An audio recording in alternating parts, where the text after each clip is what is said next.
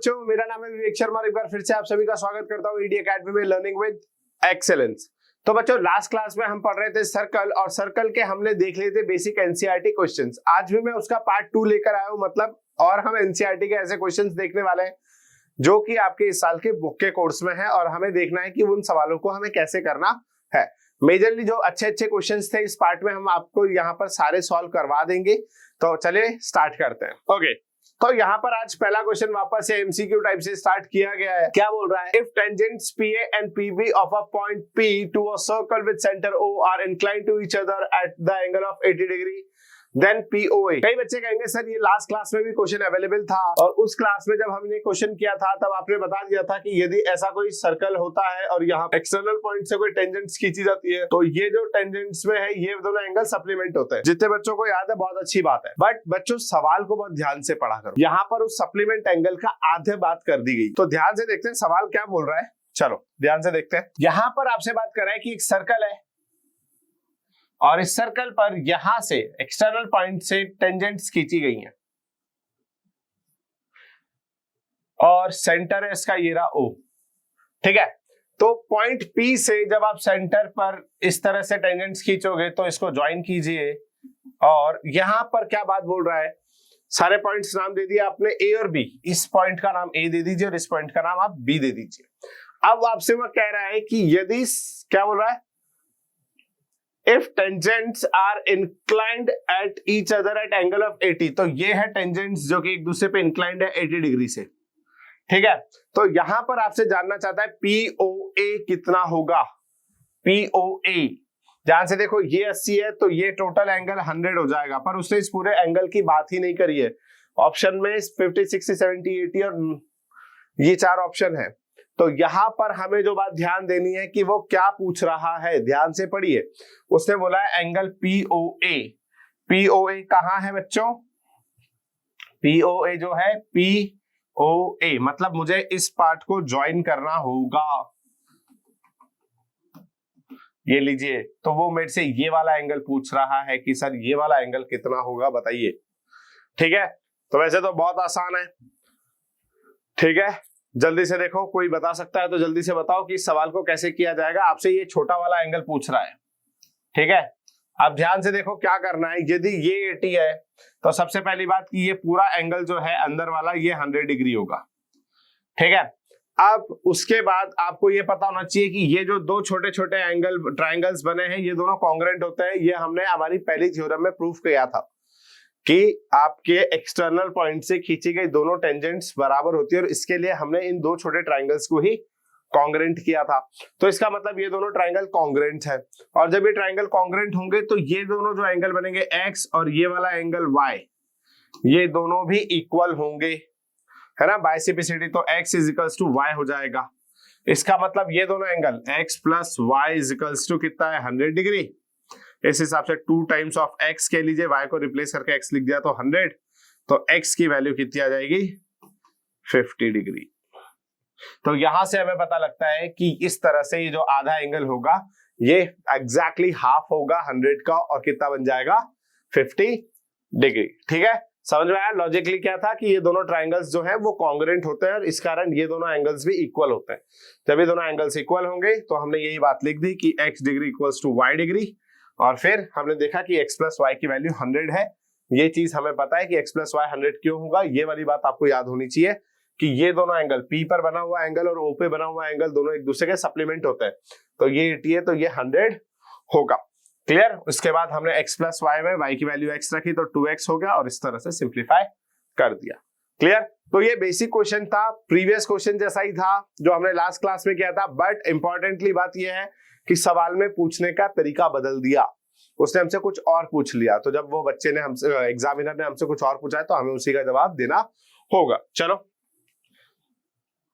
अगला क्वेश्चन वापस से वही कैलकुलेशन बेस्ड आया है, बहुत simple. The length of a tangent from a point A at a distance of 5 centimetre from the circle. सवाल दिया हुआ कुछ ऐसा है कि ये सेंटर है, यहां से 5 सेंटीमीटर की दूरी पर कोई पॉइंट A है, और यहां से आपने सर्कल पर एक टेंजेंट डाली है, और इस टेंजेंट की लेंथ 4 है।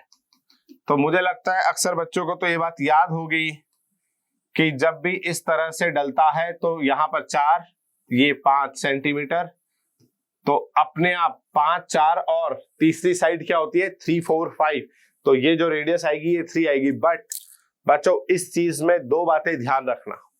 पहला कि यहाँ पर सर्कल में 90 डिग्री होना चाहिए, तो यहाँ किस्मत से हमारे पास 90 डिग्री है। दूसरा, पाइथागोरस थ्योरम का ये पेयर 3, 4, 5 का जो पेयर हम बात कर रहे हैं बार बार, इस पेयर के लिए 5 जो है हमारे हाइपोटेनियस पर होना चाहिए। ठीक है, ये बात ध्यान रखना कि ये जो 5 सेंटीमीटर है ये 90 के सामने वाली साइड होनी चाहिए, तब जाके आप 3, 4, 5 का पेयर बनाएंगे। क्लियर? तो यहां से हमें पता लग जाता है कि ये 3 सेंटीमीटर होगा। जिन बच्चों को ये बात समझ में नहीं आई है वो इनका नाम डाल ले ओ बी। तो in triangle O A B या A B O using Pythagoras theorem, ठीक है, क्या होगा O B square plus B A square is equals to O A square. ठीक है, बेस का square plus perpendicular square is equals to hypotenuse square. अब O B की value आपको निकालनी है, तो ओ बी की जगह तो ओ बी रख दीजिए और ए बी की जगह 4 सेंटीमीटर लिख दीजिए, ओ ए की जगह 5 सेंटीमीटर लिख दीजिए। और अब आप इसको सॉल्व करेंगे तो ओ ए की ओ बी की वैल्यू 3 सेंटीमीटर आ जाएगी। क्लियर? जिसको देखना है यहां देख लो, ओ बी जो है 5 का स्क्वायर माइनस 4 का स्क्वायर 25 माइनस 16 बिकम 9। तो ओ बी जो है वो कितनी हो जाएगी बच्चों 3 सेंटीमीटर। क्लियर? बात समझ में आई? ठीक है, चलो आगे चलते हैं। बच्चा का क्वेश्चन था ये। तो एक और क्वेश्चन है, ये भी वैसा ही है। 2 concentric circles are of radius 5 centimetre and 3 centimetre. ये सवाल मैं आपको पहले भी करा चुका हूं कि ये एक सर्कल है और यहीं पर एक अनदर कोसेंट्रिक सर्कल है, और यहां पर find the length of the chord of the larger circle which touches the smaller circle. तो लार्जर सर्कल की ऐसी कॉर्ड जो स्मॉलर सर्कल को टच कर रही हो, तो स्मॉलर सर्कल की रेडियस जो है वो 3 आएगी, 3 सेंटीमीटर।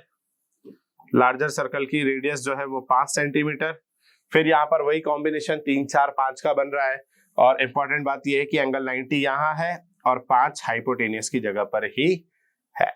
तो यहाँ पर भी 3, 4, 5 का पेयर बन रहा है। तो यदि आप इसको नाम डालो तो ए बी, हमें इस पॉइंट को सी देना, और इन ट्राइंगल ओ ए सी आएगा इस बार।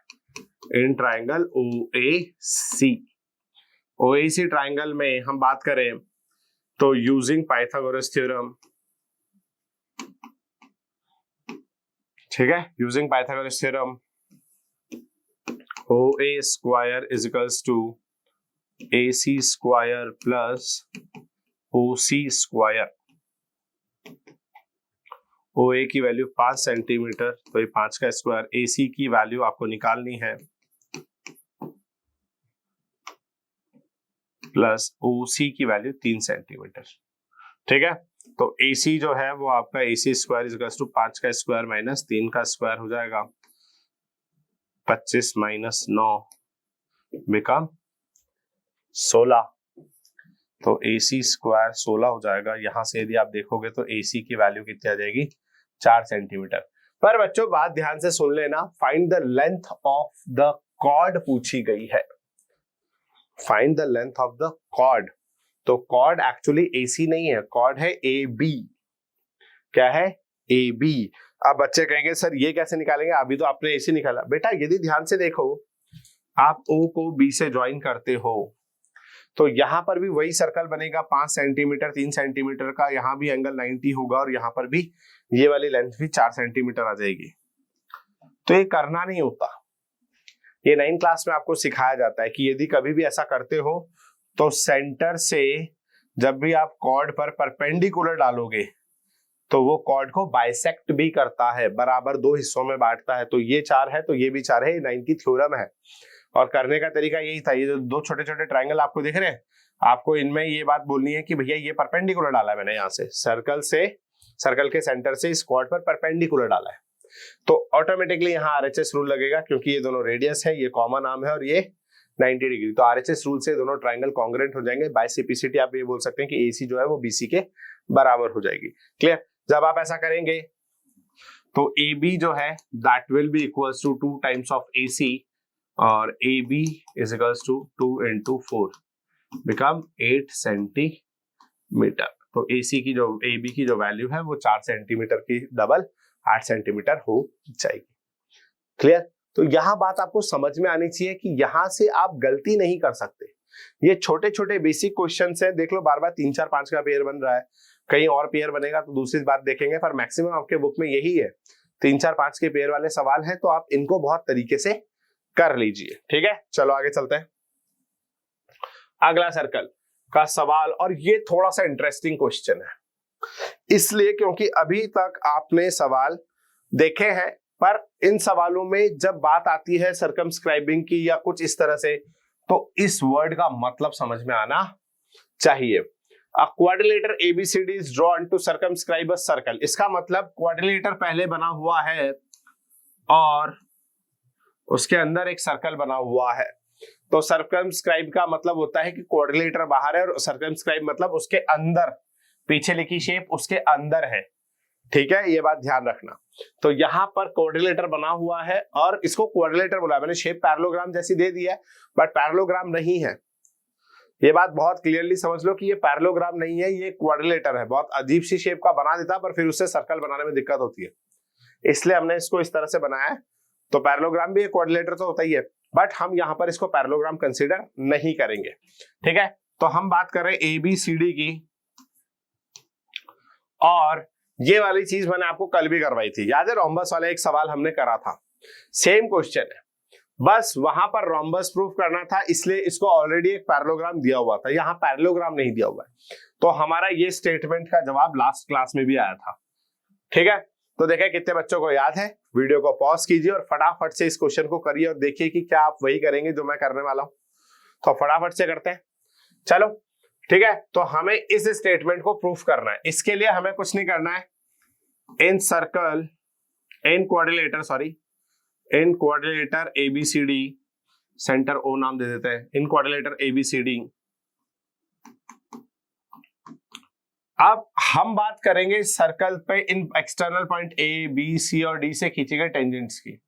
तो एट पॉइंट A से ये जो टेंजेंट्स खींची जा रही है P, Q, R और S, हम इनकी बात करें तो AP जो है वो बराबर होगी AS के।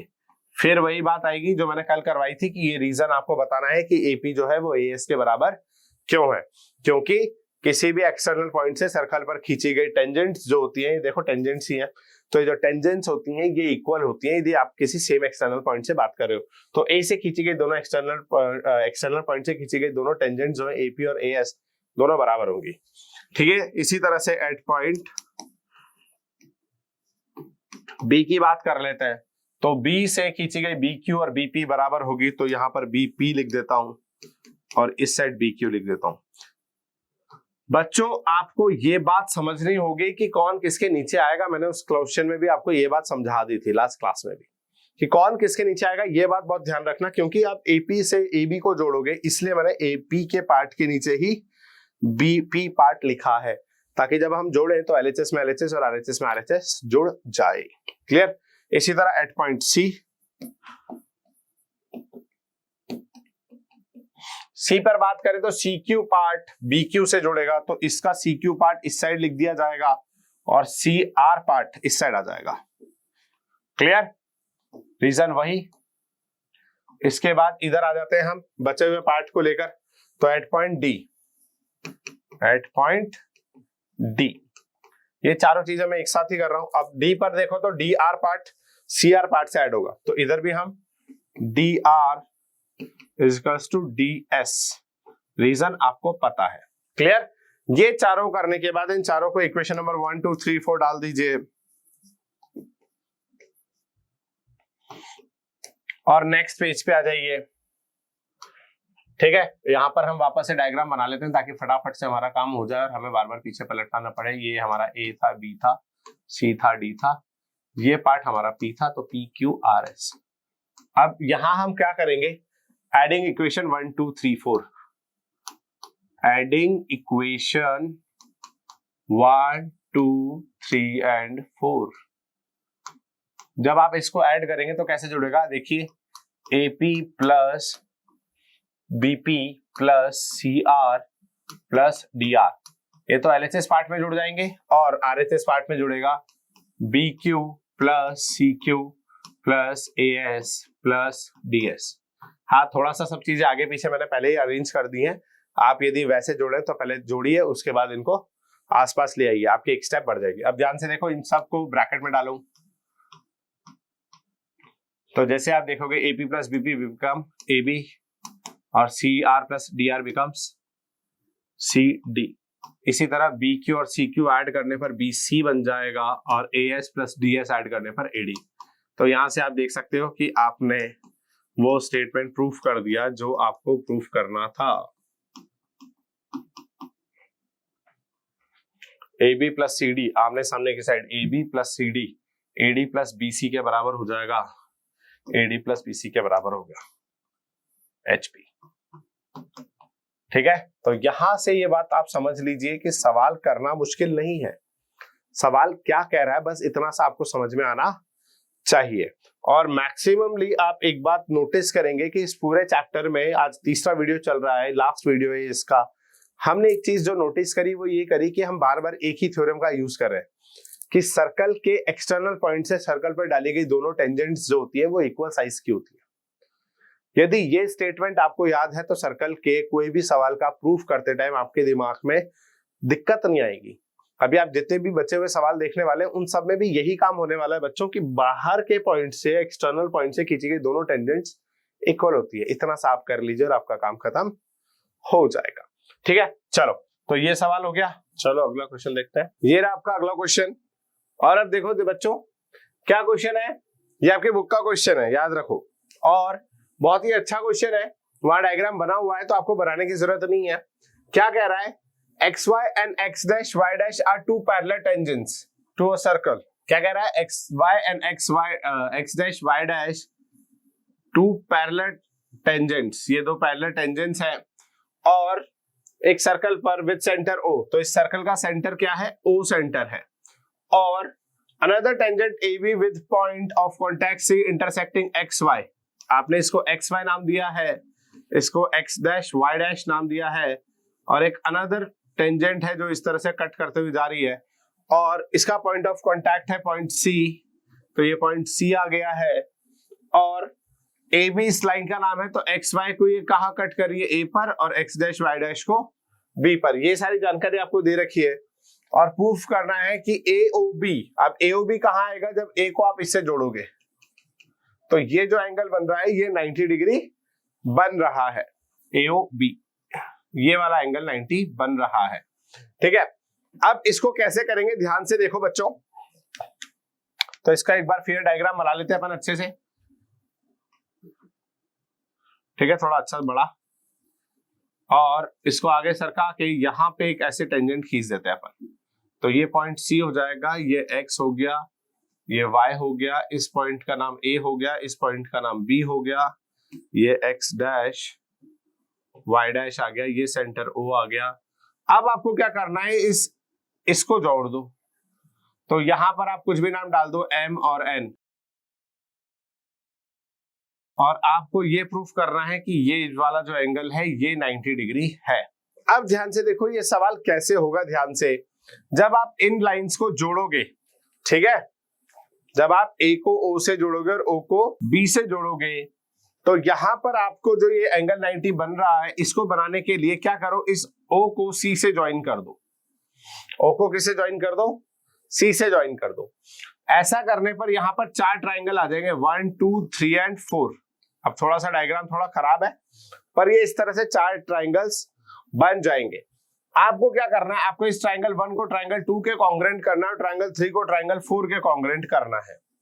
जब आप ऐसा करेंगे तो ऑटोमेटिकली यहां पर एंगल 90 का फॉर्मेशन हो जाएगा। प्रूफ करने के लिए कैसे करते हैं, तो ध्यान से देखो। सबसे पहले हम बात लिखते हैं गिवन की। गिवन में हमें क्या क्या दे रखा है, X Y parallels to X dash Y dash, a circle with centre O, एक circle with centre O, a tangent AB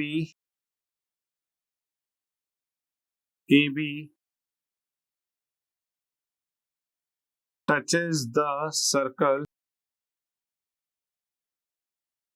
at point C. इतनी बात ये सारी बातें आपको दे रखी है कि एक्स वाई पैरेलल है, एक्स डैश वाई डैश के, इस सर्कल का सेंटर O है, इसी पर एक और टेंजेंट AB खींची गई है जो कि सर्कल को पॉइंट C पर टच करती है। ठीक है, नाउ अब हम बात करते हैं टू प्रूफ की। तो गिवन के बाद टू प्रूफ का जो स्टेटमेंट आएगा उसमें क्या आएगा बच्चों? टू प्रूफ एंगल AOB जो है वो आपको कितना प्रूफ करना है? 90 डिग्री प्रूफ करना है। ठीक है, चलो तो इसको कैसे करेंगे ध्यान से देखो। इस डायग्राम को एक बार यहाँ हल्का सा रफ बना लेते हैं। ये M है, ये N है, ये पॉइंट C हो गया। ठीक है, इतना सारा बना हुआ है। अब आपको इसको इससे आपने ज्वाइन कर दिया और यहाँ पे चार्ट आ गया, सर्कल ट्रायंगल्स आ गए हैं। चलो कंस्ट्रक्शन, क्योंकि ध्यान से देखो उसने A को O से जोड़ा है और O को B से जोड़ा है, पर O से C को आपको जोड़ना है। तो कंस्ट्रक्शन में क्या आएगा? Join O to C। जब आप O to C ज्वाइन करोगे तो ऑटोमेटिकली यहां पर अपने आप चार ट्रायंगल्स बन जाएंगे। क्लियर? तो ये आपका कंस्ट्रक्शन है। इसके बाद प्रूफ आएगा बच्चों। प्रूफ कहां का? पहले हम इन दो छोटे छोटे ट्रायंगल्स की बात कर रहे हैं, ट्रायंगल 1 और ट्रायंगल 2 की। तो in triangle MOA and triangle OCA, जब आप ऐसा करेंगे तो ध्यान से देखिए इन दोनों ट्रायंगल्स को कॉन्ग्रुएंट करना है, MOA को और OCA को। तो ध्यान से देखो दोनों ट्रायंगल में OA is equals to OA आ जाएगा, रीजन दोनों में कॉमन आर्म है ये। इसके अलावा आप ध्यान से देखो एंगल M जो इस वाले ट्रायंगल में बन रहा है और इधर एंगल C वो 90 डिग्री होगा टेंजेंट प्रॉपर्टी से। ठीक है, अब इसके बाद ध्यान से देखो OM इक्वल्स टू OC, दोनों जो है रेडियस है तो ये दोनों भी बराबर होंगी, रेडियस है, रेडियस ऑफ सर्कल, तो ये दोनों भी बराबर होंगी। ठीक है, तो by RHS rule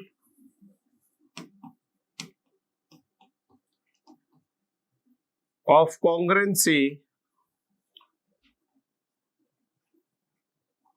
by RHS rule of congruency आप क्या कहोगे? Triangle MOA congruent to triangle, अब M के हिसाब से C, O के हिसाब से O और A के हिसाब से A। क्लियर? तो यहां पर जो आएगा वो आ जाएगा आपका MOA congruent to COA। Clear? ऐसा करने पर बाय CPCT आप क्या लिखोगे? बाय CPCT जब आप ऐसा करोगे तो MOA एंगल MOA ये जो एंगल है ये बराबर हो जाएगा AOC के, एंगल AOC के। यही हमारा पहली इक्वेशन होगी जिसका हमें काम करना है, इसी बात का हमें यूज करना है। क्लियर?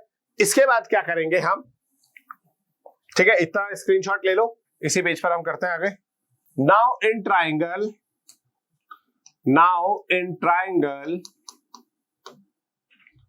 अब हम ट्रायंगल लेंगे तीसरा और चौथा, जो छोटा छोटा ट्रायंगल आपको दिख रहा है थर्ड एंड फोर्थ, इस तीसरे और चौथे ट्रायंगल की हम बात करेंगे। ठीक है, तो triangle COB and triangle BON, same इसमें भी similarly in triangle this in this similarly. अब चाहो तो आप लिख सकते हो क्योंकि एक ही बार करना है, और चाहो तो आप डायरेक्ट लिख सकते हो। वैसे मेरी मानो तो आपको कर देना चाहिए, रूल सारे सेम ही लगेंगे। तो सिमिलरली यहां पर भी क्या हो जाएगा? OC बराबर ON, रेडियस आ जाएगी, इसके अलावा OB बराबर OB कॉमन आर्म आ जाएगी,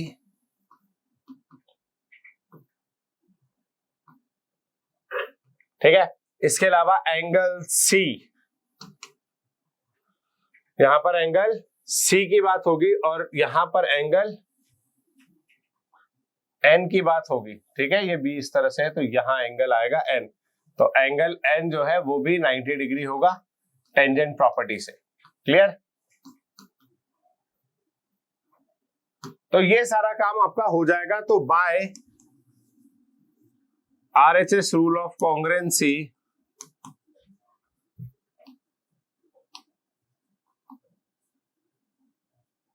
RHS रूल ऑफ कॉन्ग्रुएंसी क्या हो जाएगा बच्चों? ट्राइंगल ONB कॉन्ग्रुएंट हो जाएगा ट्राइंगल OCB के बाय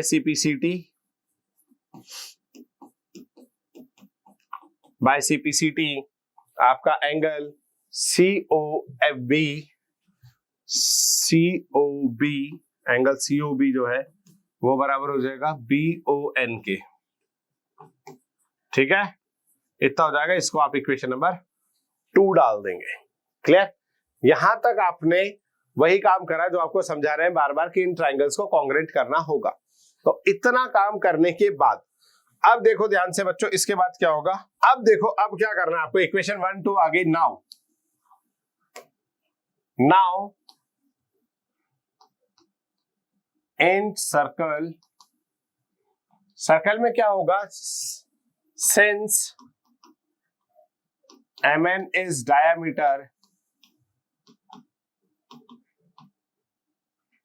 ये डायमीटर है तो angle MON is equals to 180 degree हो जाएगा, ठीक है। क्योंकि डायमीटर सेंटर पे कितना एंगल बनाता है बच्चों? 180। अब MON एंगल को मैं ब्रेक कर सकता हूं, angle MOA plus angle AOC plus angle COB plus angle BON, इन सब की वैल्यू भी अभी भी 180 होगी, है ना। हमने कुछ नहीं करा, हमने यहाँ पर जो एंगल O बन रहा था उसके 4 टुकड़े हो रहे थे एक साइड से, हमने उन चारों टुकड़ों को लिख दिया कि ये पूरा एंगल इन 4 टुकड़ों से बना हुआ है। अब आप देखो, आपने इक्वेशन 1 में लिखा है कि MOA और AOC बराबर है और आपको 90 बनाने के लिए AOB ट्राइंगल के हिसाब से आपको जो एंगल चाहिए वो AOC प्लस COB चाहिए, ठीक है। तो आप AOC को तो एज इट इज रहने दोगे और MOA को क्या लिख दोगे? Angle AOC। इसी तरह COB तो आपको चाहिए और BON की जगह भी क्या लिख दोगे? COB। आपसे पूछा जाए तो आपको क्या लिखना है? By equation 1 and 2, by equation 1 and 2 आप फर्स्ट और सेकंड इक्वेशन का यूज करके आप इनको रिप्लेस कर सकते हो। अब AOC plus AOC plus COB plus COB 2 times of angle AOC plus angle COB। आप ध्यान से देखो, AOC प्लस COB जो है वो क्या बनाता है? आपका एंगल AOB, और इधर का जो 2 है आप इधर 180 डिवाइड बाय 2 कर दीजिए, कितना आ गया? 90 डिग्री। तो एंगल AOB जो है कितना जाएगा बच्चों? 90 डिग्री आ जाएगा।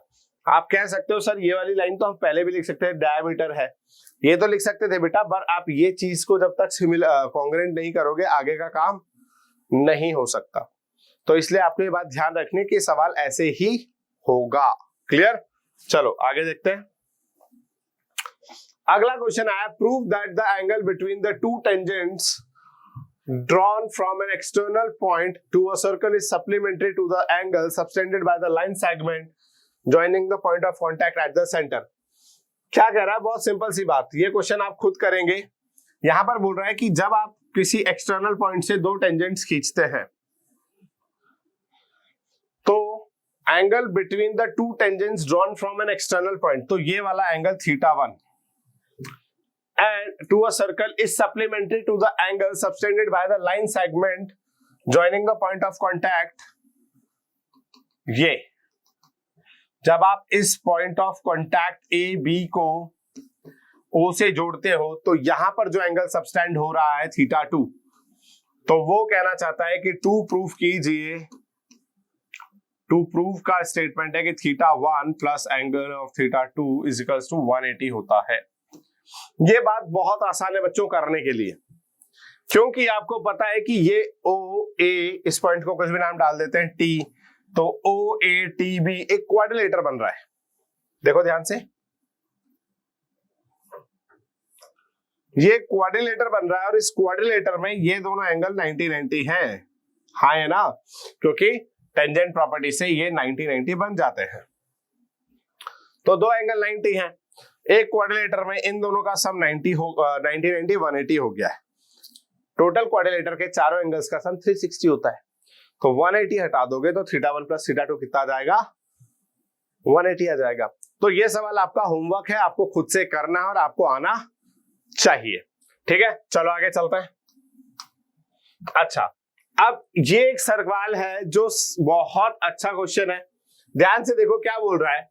A triangle ABC is drawn to circumscribe a circle of radius 4 cm such that the line segment BD and DC into which BC is divided by the point of contact D are the length 8 cm and 6 cm respectively.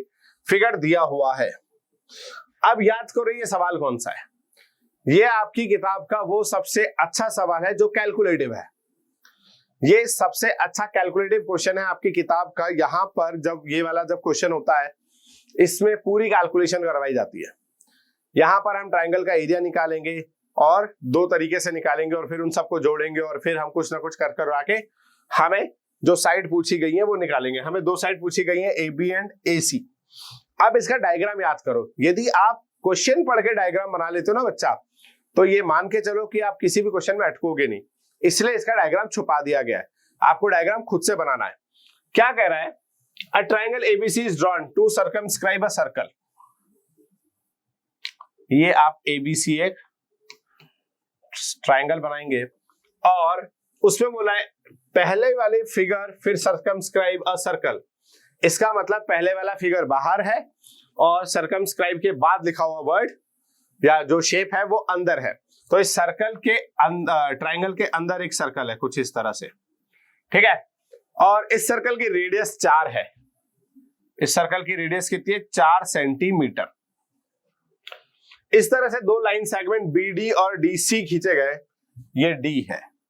तो BD और DC खींचे गए जो कि BC को divide करता है point of contact D पर, और इस तरह से जो लेंथ है BD की वो 8 सेंटीमीटर है और DC की 6 सेंटीमीटर है। यदि आपको दिख रहा हो तो आपके बुक में भी यही डायग्राम बना हुआ है। तो ध्यान से देखो, हमने डायग्राम आपके क्वेश्चन को पढ़ के बना लिया। यदि आप ये काम सीख जाते हैं तो यकीन मानो आप 80% जंग जीत जाते हो। सवाल पढ़ के समझ जाना 50% जंग जीतना होता है। यदि आपने उस सवाल को पढ़कर उसका डायग्राम कन्वर्ट कर लिया सही से तो आप 80% जंग जीत गए। क्यों? क्योंकि एक बार सवाल पढ़कर सवाल का सही डायग्राम बनाने का मतलब होता है कि आपको अब अप्रोच समझ में आ जाएगी कि सवाल कैसे जाएगा। ठीक है, find the side AB and AC। अब हमें पूरी साइड निकालनी है। अब इसमें हम पहले अपनी नॉलेज डाल देते हैं जितनी भी हमें पता है कि किसी भी एक्सटर्नल पॉइंट से सर्कल पर खींची गई टेंजेंट बराबर है। तो ये 8 है तो इतना पॉइंट तो ये भी 8 ही होगा। इस पॉइंट को D नाम दिया है तो इसको E और इसको F नाम दे देते हैं। ठीक है, तो इसको 8 और C पॉइंट के हिसाब से देखें तो ये 6 सेंटीमीटर हो जाएगा। क्लियर? अब जो जानकारी हमें थी उससे तो हमने काम कर लिया। अब जो जानकारी हमें चाहिए या जो जानकारी हमें नहीं है, find the side AB and AC। AB पता करने के लिए हमें ये छोटा पार्ट पता होना चाहिए और इस साइड का पार्ट पता लग जाएगा तो इधर का भी हम पता लगा लेंगे, क्योंकि ये भी एक एक्सटर्नल पॉइंट है और यहां से भी दो टेंजेंट खींची जा रही है। तो इसको मैं x सेंटीमीटर मान लेता हूं तो ये भी x सेंटीमीटर हो जाएगा। तो यहां पर डायग्राम में हमें जितनी नॉलेज थी हमने सारी अपनी भर दी जितनी हमें पता थी। उसके बाद अब क्या कर सकते हैं, अब हम यहाँ पर क्या करेंगे, हम 2-3 तरह के अप्रोच सोच सकते थे, पर यहाँ पर जो मेन सवाल के अप्रोच है वो ये कह रहा है कि इस ट्रायंगल का एरिया निकालो आप 2 बार। इस ट्रायंगल का क्या करो, एरिया निकालो 2 बार। एक बार, क्योंकि आपको सारी साइड्स पता है, एक्स भी पता ही है आपको एक तरीके से दिमाग में आपके कि एक्स है, तो आप इस ट्राइंगल का एरिया हीरोन्स फार्मूला से निकालो, और दूसरी बार आप इस ट्राइंगल का area half into base into height के फॉर्मूले से निकालो, जैसे भी निकले, और दोनों को इक्वेट कर दो, तो आप पाओगे कि आपका सॉल्यूशन हो जाएगा और आपको एक्स की वैल्यू मिल जाएगी। तो चलो सवाल समझ में आ गया, अब सवाल को करना कैसे वो चलते हैं। सबसे पहले हम ट्राइंगल एबीसी का एरिया निकालेंगे बाय, तो देखो इसमें ना हम क्या करेंगे, हीरोन्स फार्मूला तो यूज करेंगे, पर पहले जो जानकारी हमें पता है वो हम लिख देते हैं। एट पॉइंट, ये सब गिवन की बात है, एट पॉइंट बी आपको B D is equals to B E, ये आपने लिख दिया है 8 सेंटीमीटर, और क्यों हुआ है ये आप रीजन लिख देंगे कि tangent from external points are equal in length. फिर एट पॉइंट सी, ये काम आप सी पर भी करेंगे, सी से जब आप देखेंगे तो C D is equals to C F is equals to 6 centimetre, reason फिर यहां जाएगा, और इसके बाद at point D, at point A, जब आप पॉइंट ए की बात करेंगे तो ए पॉइंट से A E is equals to A F is equals to x centimetre, reason इसका भी वो आ जाएगा। तो इतनी जानकारी आपको थी और आपने इस जानकारी को यहां लिख दिया, ठीक है। इस सर्कल का सेंटर ओ है, क्लियर, ठीक है। इतनी जानकारी के बाद अब आप क्या करेंगे, इसको हटाते हैं, आगे चलते हैं, जितना अभी हम करना है पहले यही काम कर लेते हैं, ठीक है। इतना हो गया, ये जानकारी हमने लिख ली कॉपी में। इसके बाद करेंगे area of triangle, area of triangle A B C by using Heron's formula, Heron's formula. तो जिन बच्चों ने 9th बहुत अच्छे से पढ़े उन्हें हीरोन्स फॉर्मूला पता होगा कि हीरोन्स फॉर्मूला कहता है कि सभी साइड्स का सम करके उसका हाफ कर दीजिए, इससे आपको एक टर्म मिलेगी जिसको हम एस बुलाते हैं, सेमी पेरीमीटर, और फिर हीरोन्स फॉर्मूला का एरिया निकालने का फॉर्मूला आएगा। तो पहले हम सेमी पेरीमीटर निकालते हैं, semi perimeter, semi perimeter of triangle ABC, तो वो होता है आप A B plus B C plus C A by 2। यदि आप वैल्यू डालने जाएंगे तो ध्यान से देखिए, ऊपर से स्टार्ट करते हैं, x plus 8 plus 8 plus 6 plus 6 plus 8 x upon 2। जब आप इसको सिंप्लीफाई करेंगे तो आ जाएगा 14 प्लस x, तो सेमी पेरीमीटर आ गया आपके पास 14 प्लस x। और अब आप इस 14 प्लस x से एरिया ऑफ ट्राइंगल निकालेंगे, area of triangle ABC. Heron's formula use करने के लिए आपको हीरोन्स फार्मूला लिखना पड़ेगा, s minus a, s minus b, s minus c। यहाँ s वो सेमी पेरीमीटर है और abc जो है वो तीनों साइड्स होती हैं, ठीक है। तो अब यदि हम यहाँ पर सेमी पेरीमीटर का फॉर्मूला लगाने जाते हैं तो s का है आपके पास 14 प्लस 8x, और अब 14 प्लस x में से आपको एक एक करके साइड घटानी है। तो यदि हम लेफ्ट साइड, ये वाली साइड देखें तो इसका वैल्यू है x प्लस 8, x प्लस 8। इसी तरह से हम अगली वाली साइड देखें तो अगली वाली साइड है x प्लस 14 में से हम माइनस करेंगे नीचे वाली साइड 6 प्लस 8, कितना हो जाएगा 14। और तीसरी साइड जब हम निकालने जाएंगे तो वो आएगी x प्लस 14 और माइनस करना पड़ेगा x प्लस 6। क्लियर बच्चों? इतना सवाल में ये जानकारी आपको तरीके से लिखनी पड़ेगी कि हमेशा हम सेमी पेरीमीटर में से तीनों साइड्स जो हमारे पास दे रखी है उनको इंडिविजुअली माइनस भी करेंगे। अब जब आप ऐसा करेंगे तो क्या होगा बच्चा, यहां पर आपका डायरेक्ट, अब मैं आपको कैलकुलेशन दिखाता हूं, तो ये ब्रैकेट एज इट इज आ जाएगा, इस ब्रैकेट में कोई चेंज नहीं होगा। अब आप जैसे इस माइनस से इस ब्रैकेट को खोलेंगे तो x भी माइनस हो जाएगा और 8 भी माइनस हो जाएगा, तो 14 plus x minus x plus minus 8, तो x से तो x कट जाएगा और 14 में से 8 माइनस करेंगे तो आप 6 आ जाता है। सिमिलरली जब आप यहां करेंगे तो 14 कट जाएगा और x बच जाएगा, और जब आप यही काम यहां करेंगे तो आपके पास 8 रिमेन रह जाता है। कितना रिमेन रह जाता है 8। ठीक है, तो एक्चुअली आपके जो ट्राइंगल का एरिया है वो कुछ आया है 48x 14 plus x under root के अंदर। इसको आप इक्वेशन 1 डाल के छोड़ देंगे क्योंकि ये आपका ट्राइंगल का पहला तरीके से निकाला गया एरिया होता है। Now again area of triangle ABC. इस बार भी हम ट्राइंगल ऑफ एरिया एबीसी निकालेंगे, बट इस बार हम क्या करेंगे, इसको तोड़ देंगे।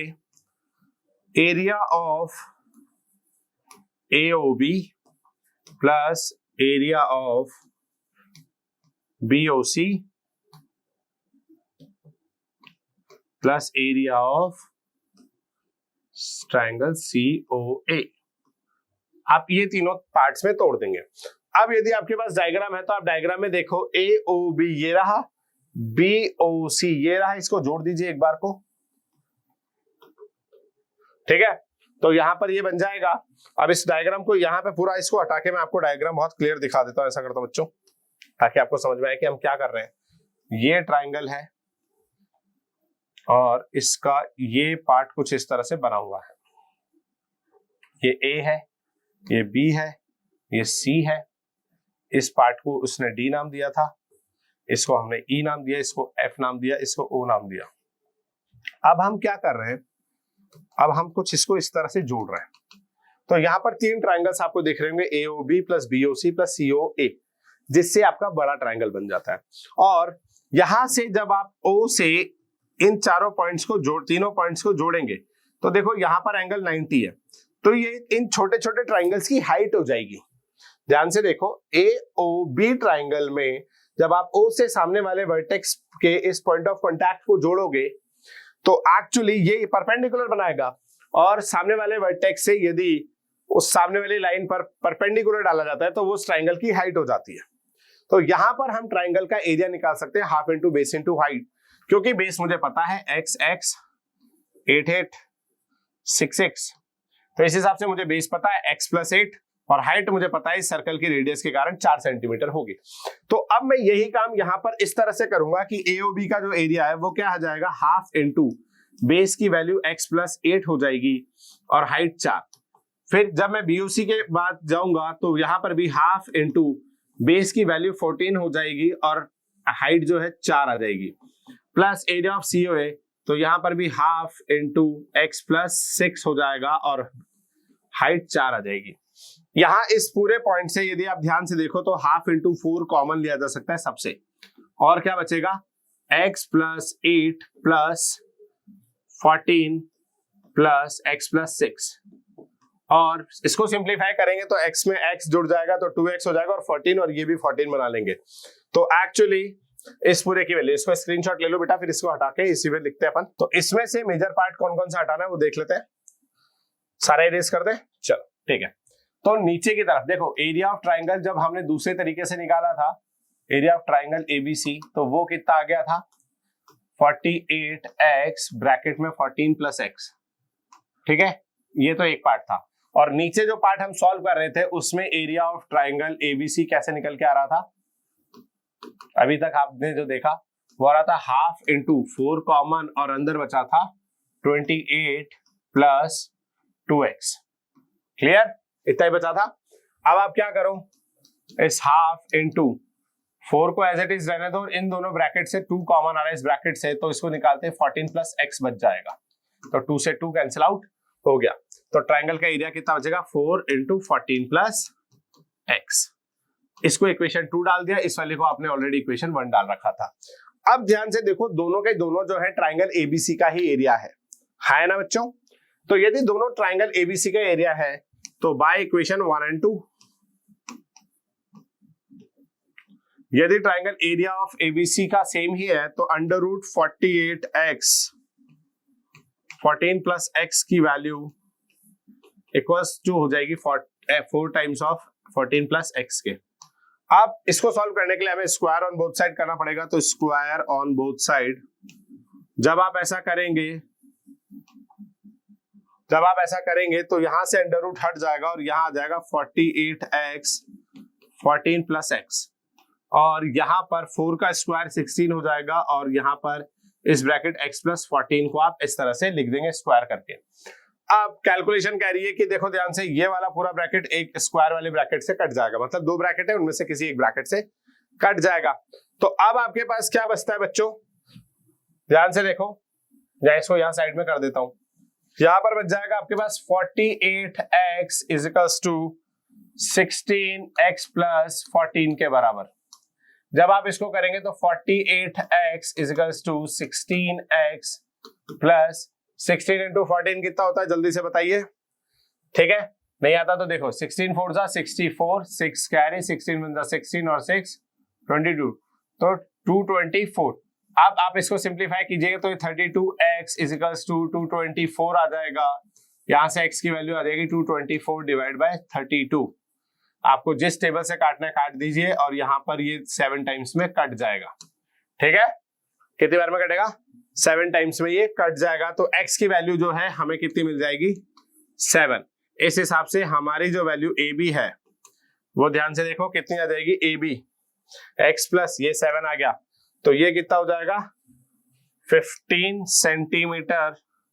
और AC की बात करें तो 6 प्लस 7 13 हो जाता है। ठीक है, तो AC जो है वो हमारा कितना आ जाएगा 13 सेंटीमीटर। सवाल बहुत इंटरेस्टिंग है, करने का कॉन्सेप्ट बहुत सिंपल है बट कैलकुलेशन लेंथी है। तो यदि सवाल को आपको करना है तो आपको ये समझना पड़ेगा कि कैलकुलेशन किस पॉइंट पर कैसे हो रही है। यदि आप कैलकुलेशन समझ जाते हैं तो आपको इस सवाल में भी दिक्कत नहीं आएगी। और यकीन मानो ये आपके सवाल इस बार बोर्ड के हिसाब से बहुत इंटरेस्टिंग भी है, अच्छा भी है, तो आपको आना जरूर चाहिए। ठीक है, चलो नेक्स्ट क्वेश्चन देखते हैं। Prove that the opposite sides of a quadrilateral subscribing a circle subtend supplementary angle at the center of the circle। ये बहुत अच्छा क्वेश्चन है। क्वाड्रिलेटरल सब्सक्राइबिंग अ सर्कल, पहली बात तो आप सब्सक्राइबिंग वर्ड सब देख के आपको डरना नहीं चाहिए, आपको समझ में आ जाएगा कि उससे पहले लिखी शेप बाहर है और इसके बाहर लिखी शेप इसके अंदर है। तो एक क्वाड्रिलेटर बनाना है आपको, ये मैं हमेशा पैरेललोग्राम जैसा ही बनाता हूं पर कोई दिक्कत नहीं है।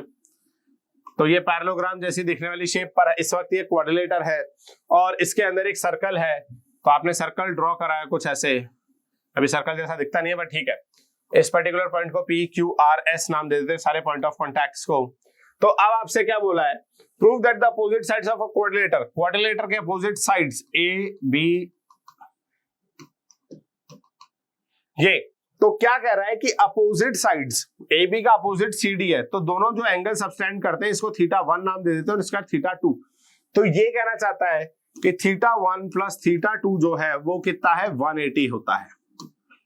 या फिर आप इसको ऐसा ना देखें तो इधर वाली साइड भी तो है, तो ये θ3 ड्रॉ कर रहे हैं और ये θ4 ड्रॉ कर रहे हैं यहाँ पर, तो वो θ3 प्लस θ4 की भी बात कर रहा है कि ये भी 180 होता है। क्लियर? किसी बच्चे को यदि सवाल समझ में आ जाए तो मुझे बताओ कि क्या करना चाहिए।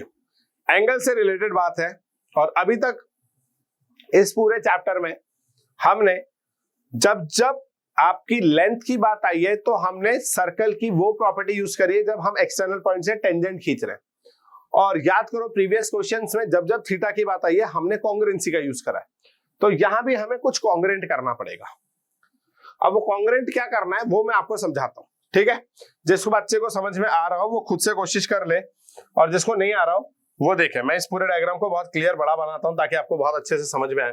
तो ये कुछ सर्कल सा है आपका और इस सर्कल पर आपने क्वाड्रिलेटर खींच देते हैं कुछ इस तरीके से। ठीक है, अभी बनेगा बड़ा अजीब सा ही क्वाड्रिलेटर। ठीक है, ये लो, तो एक बड़ा अजीब सा क्वाड्रिलेटर है। इसमें हमने इसको AB नाम दिया है, इसको C नाम दिया है, इसको D नाम दिया है और यहां पर हम P हम यहां देते हैं, तो P Q R और S ये नाम हमने इनको दिए हैं। अब हम इस तरह से इस सेंटर पर जो एंगल ड्रॉ हो रहे हैं इन सब की बात करते हैं। तो देखो पहली बात तो ये कि इस वक्त इस तरीके से देखने से हमें सबसे अच्छी बात जो पता लगती है, पहला वाला डायग्राम थोड़ा बड़ा गंदा सा बन रहा था, इस वाले डायग्राम से हमें एक बात जो अच्छी समझ में आती है वो ये कि हम चारों एंगल्स बराबर तो नहीं है, चारों एंगल्स बराबर तो नहीं है। तो अब हमें जो भी करना है वो इस बात का ध्यान रखते हुए करना है कि चारों एंगल्स बराबर नहीं है। तो यदि आप इसका गिवन लिखें तो बच्चों गिवन में क्या क्या आ जाएगा कि ABCD एक क्वाड्रिलेटर है, ये जो एक सर्कल है विद सेंटर O है, a circle with centre O, a circle with centre O आपको गिवन है। इसके अलावा PQRS are point of contacts of tangent, PQR and S are points of contact है, yes or no? ये point of contact है, ठीक है। PQRS जो है आपके पॉइंट ऑफ कॉन्टैक्ट्स है, ठीक है। आपको जो प्रूफ करना है, यदि वो बात मैं यहां लिख दूं तो प्रूफ जो करना है आपको, टू प्रूफ, वो क्या है कि आप किसी भी अपोजिट AB से आप इसको θ1 बना दीजिए, इसको θ2 बना दीजिए, इसको θ3 बना दीजिए और इसको θ4 बना दीजिए। तो अपोजिट एंगल्स के हिसाब से θ1 प्लस θ3 जो है वो आपका कितना आना चाहिए बच्चों, 180 आना चाहिए, या फिर θ2 प्लस θ4 की बात कर लीजिए तो ये भी 180 आना चाहिए।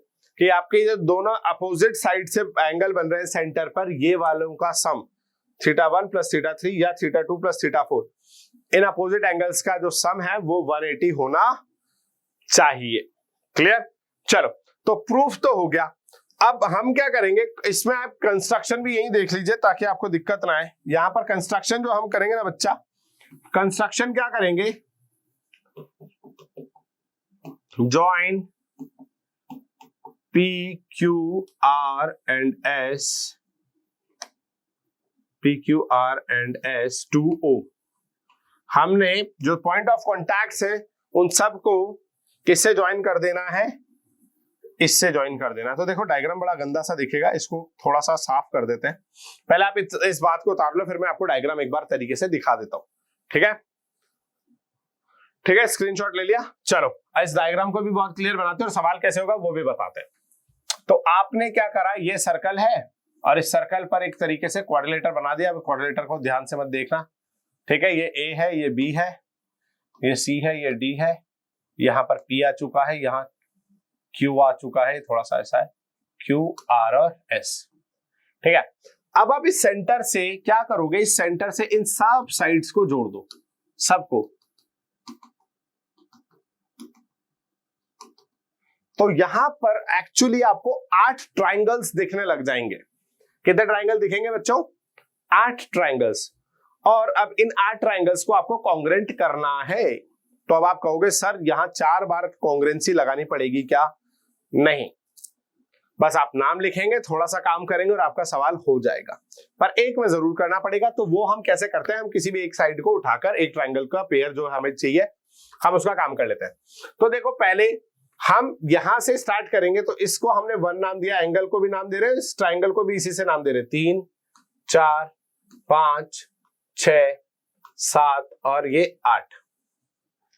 यहां पर ये जो छोटे छोटे ट्राइंगल्स बन रहे हैं, हमने इन ट्राइंगल्स को भी नाम दे दिया है 1 2 3 4 5 6 8, और उसमें सेंटर पे बनने वाले उस एंगल्स को भी हमने यही नाम दे दिया है। क्लियर? चलो अब हम इस बात को कैसे करेंगे, हम ट्राइंगल लेंगे AOP, और यदि आप AOP को देखो तो आप कॉन्ग्रेंट कर सकते हो उसको ट्राइंगल 8 के। तो in triangle AOP and triangle AOS, ध्यान रखना कि आप कौन सा ट्राइंगल किसके कॉन्ग्रेंट कर सकते हो। आप 1 को 8 के कर सकते हो बच्चों। क्यों? क्योंकि 1 वाला जो है वो 8 से ही आपको सिमिलरिटी दिखाएगा, आपको कॉन्ग्रेंसी 8 से ही दिखाएगा, 1 वाले को 2 से नहीं कर सकते। ये बात ध्यान रखना, ठीक है। तो ये जो मेजर 4 एंगल्स हमें चाहिए 1 2 5 6, ये वाले इनके पड़ोस वालों से लेंगे। 6 वाला 5 से नहीं करेगा, 6 वाला किससे करेगा? 7 से, 1 वाला 8 से, 2 वाला 3 से और 5 वाला 4 से। जो 4 अलग एंगल्स हैं, ट्राइंगल्स हैं, हमें उनके साथ करना है। तो in triangle AOP and AOS हम ध्यान से देखें तो यहां पर सिमिलरिटी रूल, कॉन्ग्रेंसी रूल हमें पता है कि angle P is equals to angle S is equals to 90 degree reason tangent. आपकी OP is equals to OS के बराबर आ जाएगी रेडियस, और आपका एंगल पी हो गया, ओपी हो गया, इसके अलावा OA, OA is equals to OA, common arm. तो by RHS rule triangle AOP congruent to triangle. अब AOP किसके कॉन्ग्रेंट होगा, तो ध्यान से देखो, AOS के, AOS के congruent to triangle AOS by CPCT। By CPCT क्या होगा, ये AOP angle, angle AOP, angle AOP, AOP वाला AOS के बराबर हो जाएगा, तो एंगल AOS के बराबर हो जाएगा। क्लियर? इसको आप 1 लिख दीजिए। अब इसी तरीके से आपको बार बार करना हो तो 2 को 3 के करिए, 4 को 5 के करिए और 7 को 6 के करिए। ठीक है, नहीं तो मैं आपको बता देता हूं आप क्या क्या लिख के ये काम कर सकते हैं। Similarly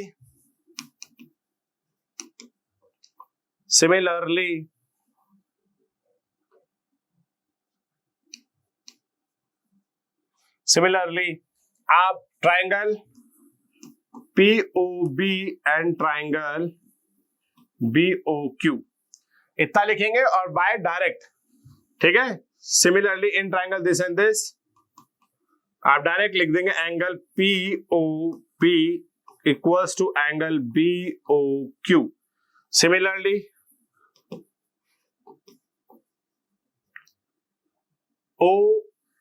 QOC and triangle COR, यहां पर भी क्या हो जाएगा, एंगल QOC जो है वो बराबर आ जाएगा एंगल COR के, एंगल COR के। और ये चीज आप चौथे ट्राइंगल इधर भी लिख देंगे, चौथे पेयर के लिए in triangle ROD and DOS, angle ROD is equals to angle DOS। आपको भी बार बार नहीं करना कॉन्ग्रुएंसी, ये चारों आप कर दीजिए। ठीक है, अब इसके बाद क्या होगा, देखो इसको हटा देता हूं, किसी को स्क्रीनशॉट लेना है तो फटाफट से ले लो। ठीक है, अब इसके बाद बाय इक्वेशन 1 2 3 4, बाय इक्वेशन 1 2 3 4 आपने जितने भी काम करे इन सबको इक्वेशन नंबर डाला है, तो इन्हीं 1 2 3 4 की हम बात कर रहे हैं। आपको क्या पता है, ध्यान से देखो, सेंटर O पर जो एंगल बनेगा वो कंप्लीट एंगल होगा, तो एंगल O जो है वो 360 होगा, और रीजन आप लिख सकते हैं कंप्लीट एंगल। और जब आप ऐसा काम कर देंगे, अब ऊपर जितने भी एंगल बने हैं आप उन सबको लिखिए। तो एंगल, अब मैं देखो नाम नहीं लिख रहा हूं, मैं इसको सिंपलाइज कर रहा हूं, आप नाम लिख दीजिएगा।